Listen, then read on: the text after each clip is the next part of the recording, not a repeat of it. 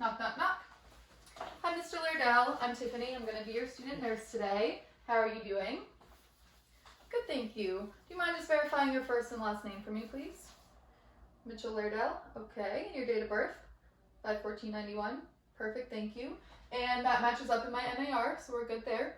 I am here today to insert the Foley catheter that your doctor had ordered for you to help with your urinary retention, which is an order that I've also verified in his MAR. I know that the doctor had previously discussed this with you, but do you have any questions for me before we begin? No? Okay. And I just want to also double check. Do you have any allergies to anything, especially to iodine, latex, or shellfish? No allergies? Perfect. Okay, so it's going to take me about 10 to 15 minutes to complete the procedure. I'm just going to go ahead and grab a couple of supplies before we get started. So I just want to make sure that I have a trash can available and some peri cloths, peri wipes. Okay, so I'm going to raise his bed up to a comfortable working height for myself and also lower the bed rail on the side that I'm working on. Mr. Lairdell, I'm going to start by cleaning your perineal area. So I am just going to have to expose you, if that's okay. Okay, I'm just going to go ahead and uncover the blankets.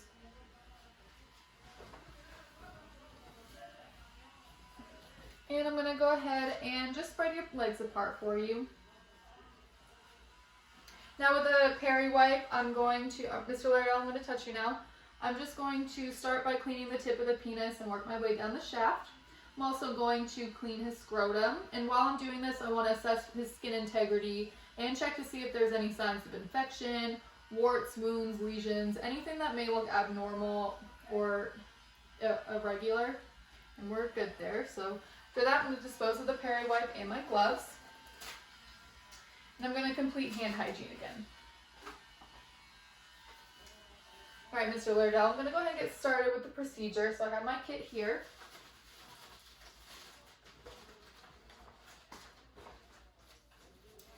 Okay.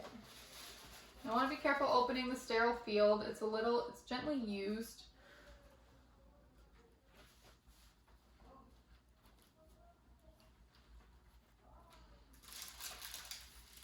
Okay, now with the gloves, I'm going to put them on the bedside table. I'm going to pretend like the table's above waist level. You never want to work below waist level with a sterile field.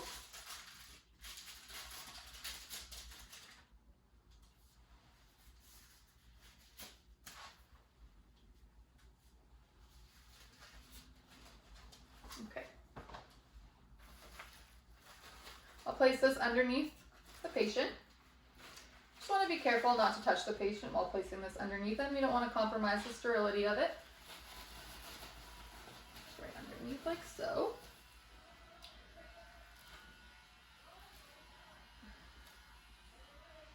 Sorry, my fan's on. It's flapping it towards me. Okay, and this is already broken. However, this will just go around the patient's penis, like so. Okay. And while I'm setting up, I want to also make sure that I'm staying within the 1-inch border of the sterile field. I'm going to open the iodine swabs and just set aside for later. I'm going to open the lubricant and place a dab of it here on the tray. We don't have to take a urine sample, so I'm also going to dispose of that just to get it out of the way. I'm going to put this little name, time, date stamp to the side. Place it on my bedside table for use later. The syringe, I was having a lot of trouble keeping it attached to the catheter, so I am just going to place it to the side for now. I want to make sure though that there's no air in it before I insert it. Just take out that little air bubble. I'm just going to be really careful when unraveling this because there's quite a bit of memory usually in this tube. So you can kind of try and pull it out a little bit. Just be careful you're not placing the tube over any part that isn't sterile. And being really careful when taking this out. You don't want it flying all over the place either.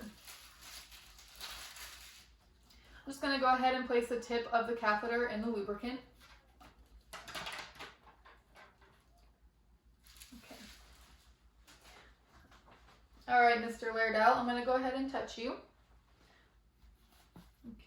So I'm going to take the swab sticks one at a time, start at the tip of the penis and in a circular motion, work my way around it down. I'm going to do that 3 times. 2 and 3. Okay, and now I'm going to kind of move the catheter up a little bit because I don't want it tugging on him. Okay, on the count of 3, Mr. Laerdal, I'm going to insert the catheter. If you can just take a couple deep breaths for me, please. 1, 2, 3. As you're inserting it, just kind of thread it in. And also make sure that you're not touching his penis with your sterile hand. Okay, we are in.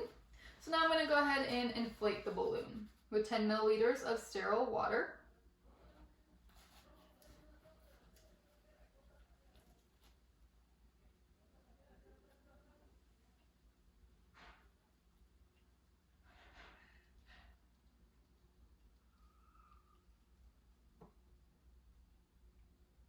Okay, now in a real patient, this would kind of slide out on its own.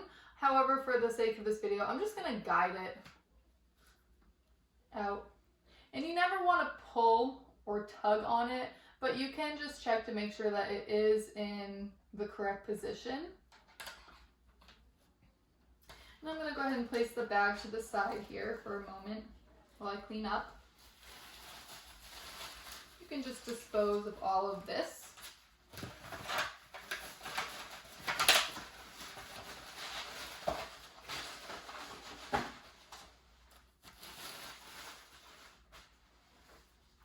Take off your gloves. Okay. I'm going to attach this to the side of his leg, either with a strap or some tape, whatever, per policy. And then once that is attached, his legs back together here. And I'm going to put the bag on the bed frame. You don't want to put it on any movable part of the bed, like the rail or anything that's going to move, because you don't want it tugging at him. It can potentially do some damage and harm, as well as just hurt the patient. So I'm going to attach it to the bed frame, cover him back up. I'm going to do hand hygiene. Okay, Mr. Laerdal, do you have any questions for me? I'm going to lower his bed, put his side rail up, and check his 5 Ps. So ask if he needs to use the bathroom, if he has any pain. Check to see where his personal belongings are. Check any pumps and plugs, especially if he has some. And you want to check to see if he has some too, and check them if he does have some. That makes sense. And then check his positioning. Just make sure he's comfortable. So once you do that, Mr. Laerdal, do you have anything else for me? Any questions, requests? No? Okay, here's your call bell. Please call me if that changes and you do need me. And I'll come check on you soon. And thank you for your time. Thank you for his time. Oh, and I want to put my name, date, and the time on this and place it on his bag before I leave the room as well. Of course, document the procedure, do hand hygiene, and leave. Okay.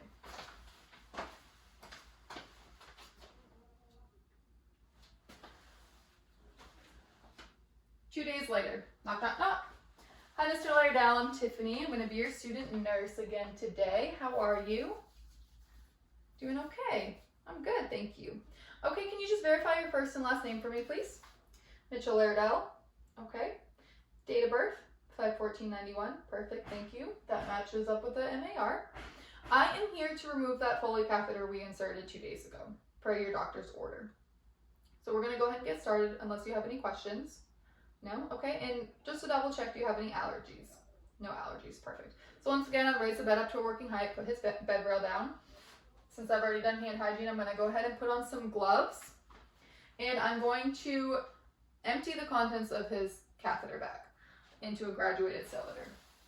Empty the contents because I want to be able to measure his output. Okay, and once I do that, all right, Mr. Laerdal, I'm just going to have to expose you here.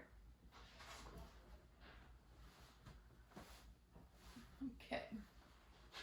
So once the bag is emptied, No, first I'm gonna put a waterproof pad in between your legs. I'm just gonna spread them open here for you. Okay, so once the bag is emptied, you can place it on top of the bed here. And I'm gonna detach this from his leg as well.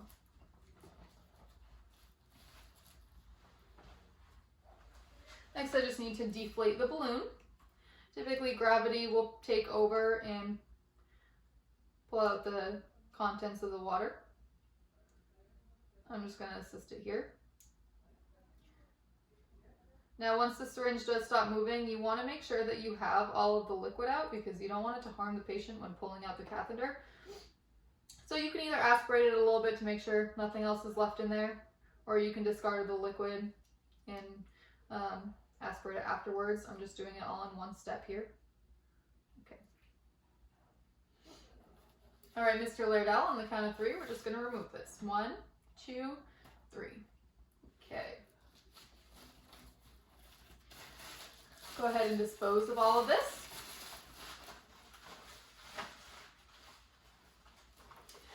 Now, of course, I'd clean them up if any contents spilled out of the catheter or dribbled out when we were taking it out. Pull them up. Take off my gloves, perform hand hygiene.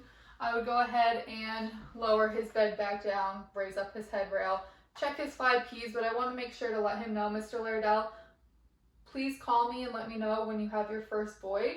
Your urinal is right here for you. It's going to burn and it's maybe a little painful, but that is to be expected.